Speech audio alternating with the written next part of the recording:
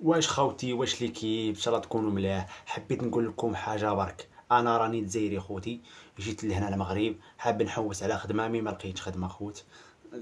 ترى على سلامتك اخويا. ترى انا مغربي، ولكن بحال المغرب بحال الجزائر اخوت، ديما خاوه خاوه وما كاين عداوه. المهم خوت، الفيديو ديالي اليوم غادي يكون واعر، حيتاش غادي نديرو على شمس الدين، شيخ شمس الدين الجزائري اخوت. كنظن انه هذا ثاني فيديو ليا وانا كنبين راسي في القناه. المهم خوت، قولوا لي في الكومونتير واش نبقى نبين لكم وجهي، ولا نبقى ندير كيما شحال هذه، يعني غندير لكم الرياكشن بلا ما نبين انايا وجهي. قنوات. صافي. قولوا لي هادشي اخوتي في لي كومونتير. المهم شوف، بلاش ما نطولش عليكم بزاف، خلينا ندوزو للفيديو ديالنا ونشوفوا الشيخ شمس الدين شنو كي. ونسيت كاع اخوتي ما قلت لكمش الفيديو على من كيهضر.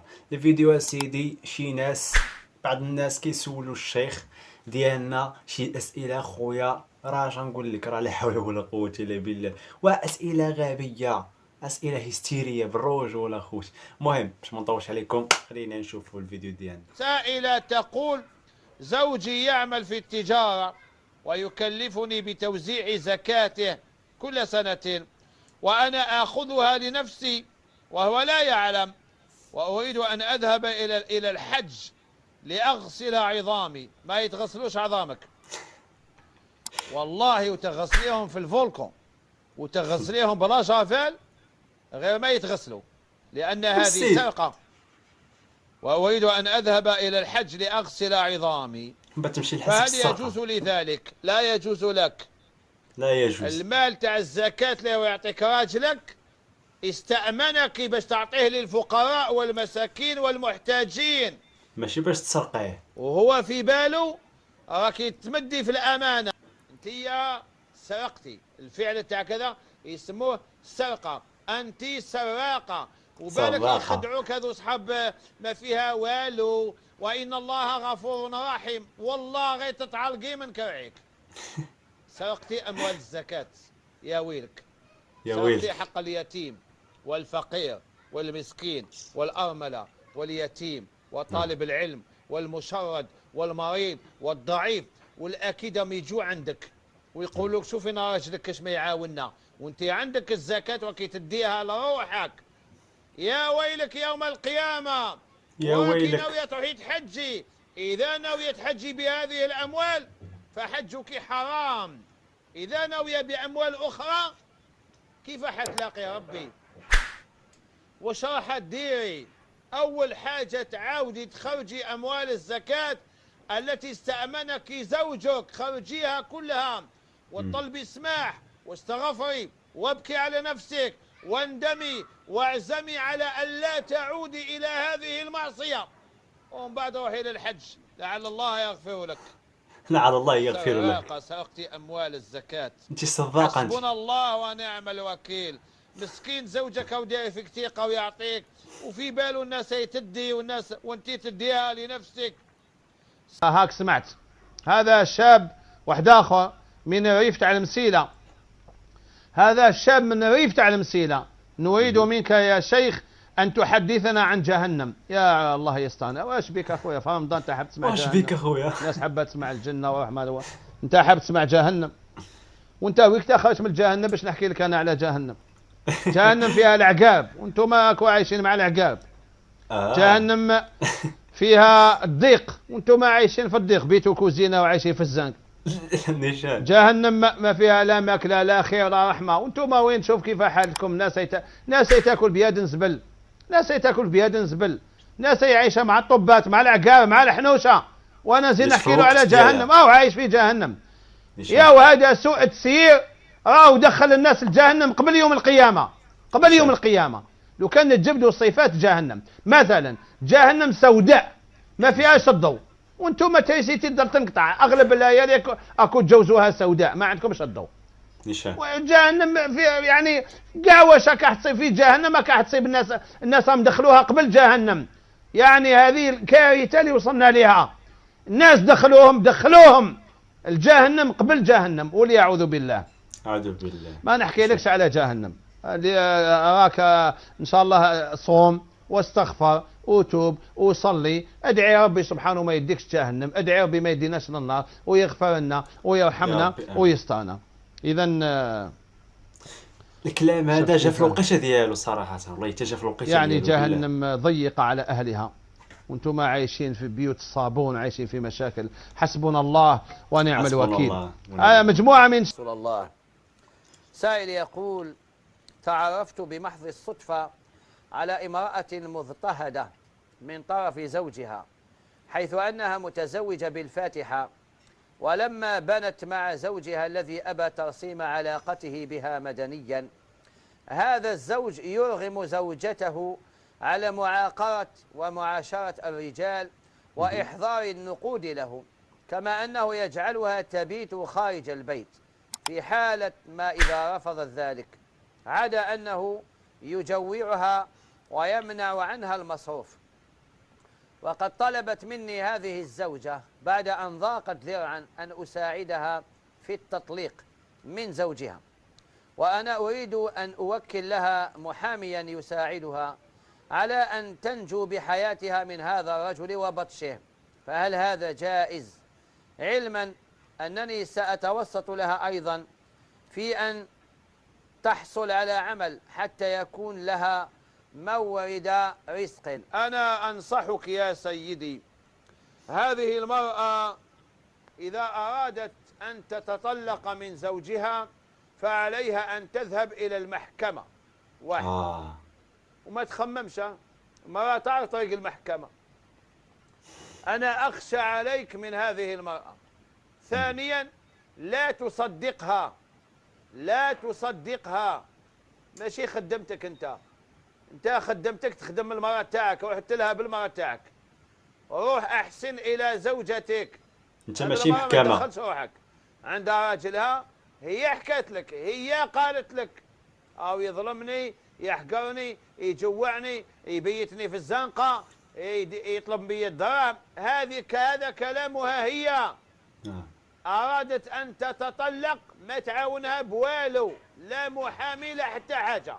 ما دير ما تخاف، مرتك ولادك خليها تروح للمحكمة، المحكمة دير لها محامي وتدخل إلى جلسة الصلح، ويتحقق القاضي بالأدلة ثم يحكم لها أو عليها. لا تصدقها.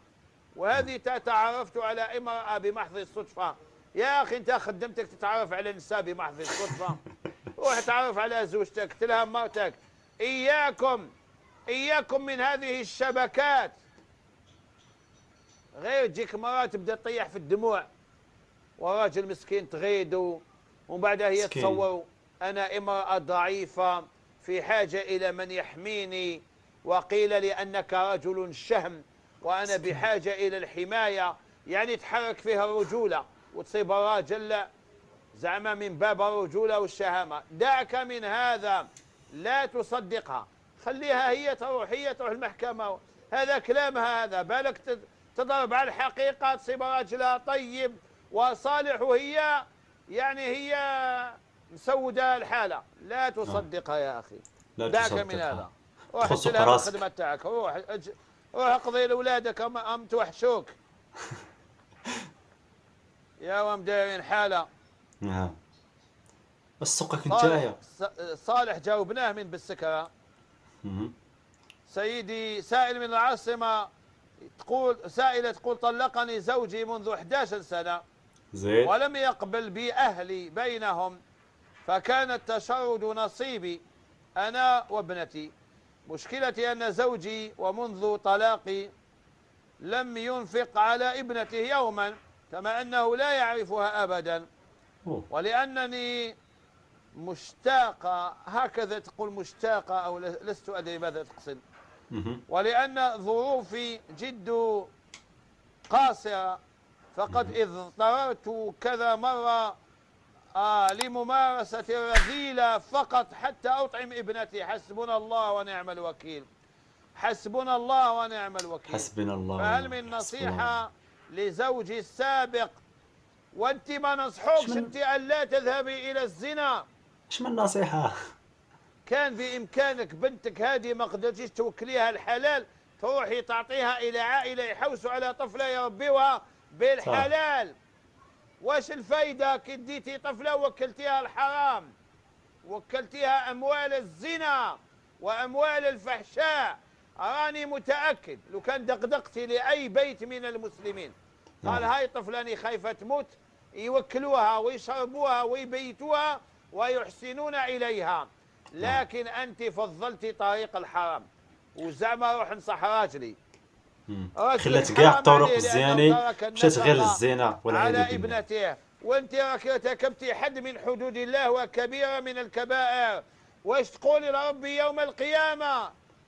ما عندها ما تقول. هل من نصيحة لزوجي السابق، ما انت عندك زوجك اللاحق وقيله، حتى يخاف الله في ابنته التي لم يكفلها هجره أو يكفيها هجره ولا هجره، حتى حرمها أيضا من حقها في النفقة. وما هو حكم امرأة إذ طرتها الظروف؟ لا، هذا كذب يا أختي، هذا كذب، هذا كذب، لأن ربي فتح باب الكفالة.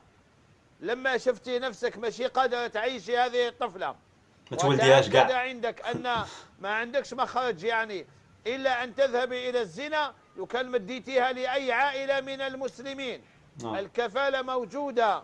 حتى الله الحلول. حتى باعت جسدها بالرخيص فقط حتى تطعم ابنتها. حرام عليك يا أختي، وارتكبت حد من حدود الله جل جلاله، والواجب عليك أن تتوبي وتستغفري وتندمي على ما فعلت وتعزمي على ألا تعودي. الإسلام في الموسيقى والغناء، الموسيقى والغناء مسألة مختلف فيها. علاه؟ لأن الغناء مختلف فيه، ماهوش حاجة واحدة، ماهوش حاجة واحدة. واحد يغني سبحان الله يا لطيف، وواحد يغني قلبي وقلبك معلقين في البوشي، ماشي كيف كيف. الكلمات مختلفة. لما اختلفت الكلمات اختلف الحكم. واحد يغني خبزي مخدوم من الشعير ماهوش مسلف يعلم الناس الرجلة والنيف، وواحد يغني مع أوريكو مصياص ويعني في الحرام ويروح يشطح في المروك، هذه حرام عليه. أما لا محسوب الغناء هذا أو موضوع مختلف، فاختلف الحكم. ولذلك العلماء اللي قالوا حلال والآخر اللي قالوا حرام، كل واحد شاف الغناء من زاوية.